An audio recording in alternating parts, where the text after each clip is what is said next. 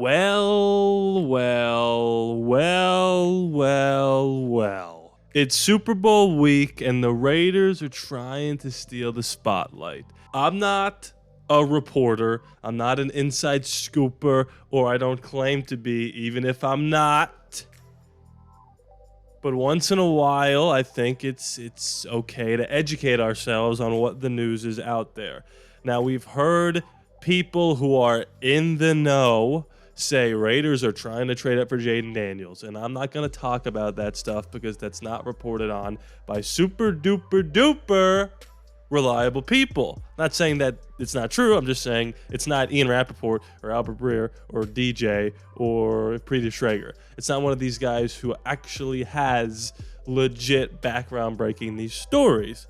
But when there's an article that comes out about the Patriots thinking, we're not going to draft a quarterback, we're going to get one in free agency, meaning that they're going to trade back from the 3rd overall pick. And then you couple that with the reports of us maybe looking to move up to get a certain Heisman Trophy winner who may be behind my left shoulder. It bears reading.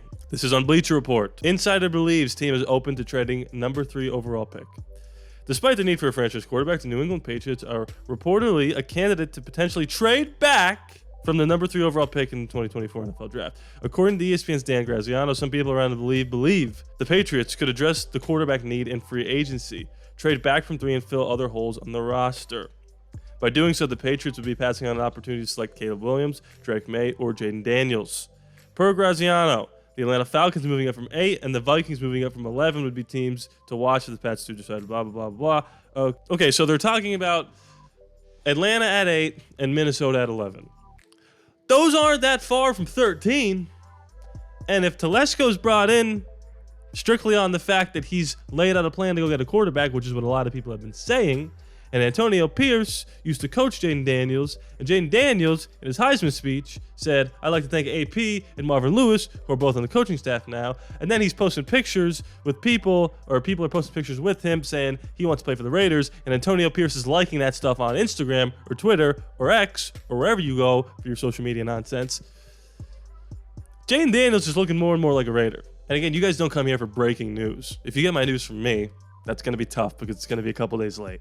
The reason why everything is not the day of, unless it's super duper breaking news like Josh McDaniels getting fired and I want to celebrate and come on here and just scream nonsense into the void, I take my time to gather my thoughts. You guys know my thoughts on the rookie quarterbacks. My favorite is Michael Penix Jr., who I'm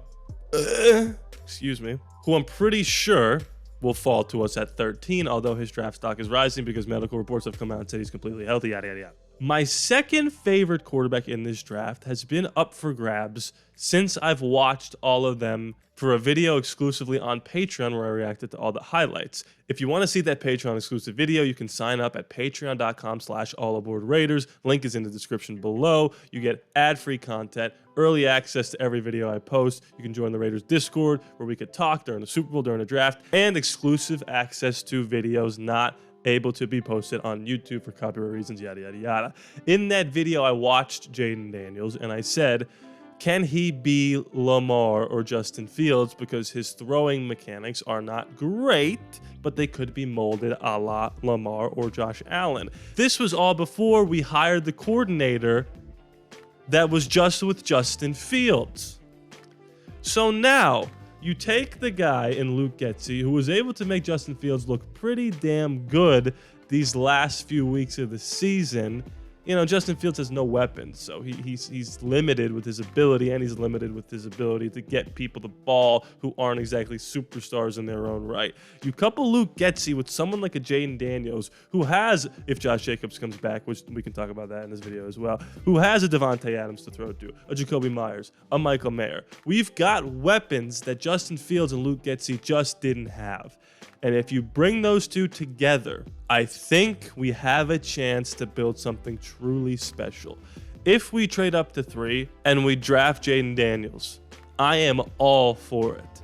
It's funny because, you know, when we hired Luke Getsy, I was, again, the only person in this space to come on here and say, how about we just relax and see how the players feel about him and see the type of offense he's going to run before we start calling for heads to be decapitated. And now a bunch of Raider YouTubers are coming on and said, you know what? I didn't like the hire initially, but after doing some research, his offense is actually a lot better than I thought he would be.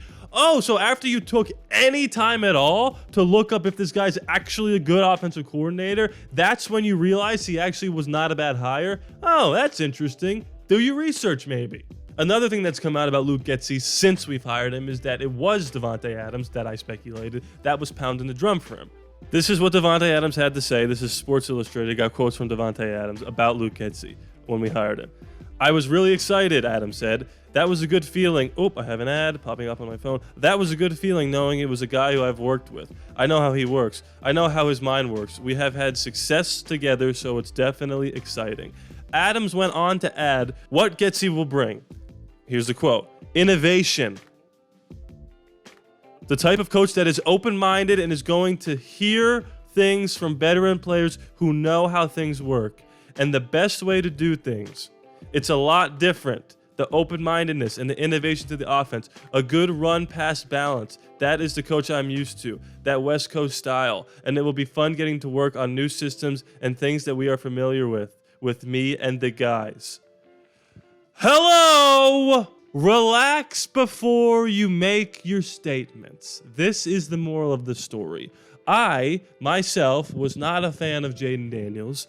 But if you couple him with the right weapons and the right coordinator, and knowing that AP will be our coach, and he's coached him before, like he's coached Jack Jones before, and gets the best out of his former players, then you start to see the pieces connecting. Here's the thing, though. For Luke Getsy to be 100% successful with the Raiders this season coming up, we need an absolute banger of a running attack. Now, he's been able to manufacture some very good running attacks with not the best running backs. I mean, he's got solid running backs in, Chicago, and he's got the best running quarterback in the league, sans Lamar Jackson. But there's reports now that we want to bring Josh Jacobs back depending on the price.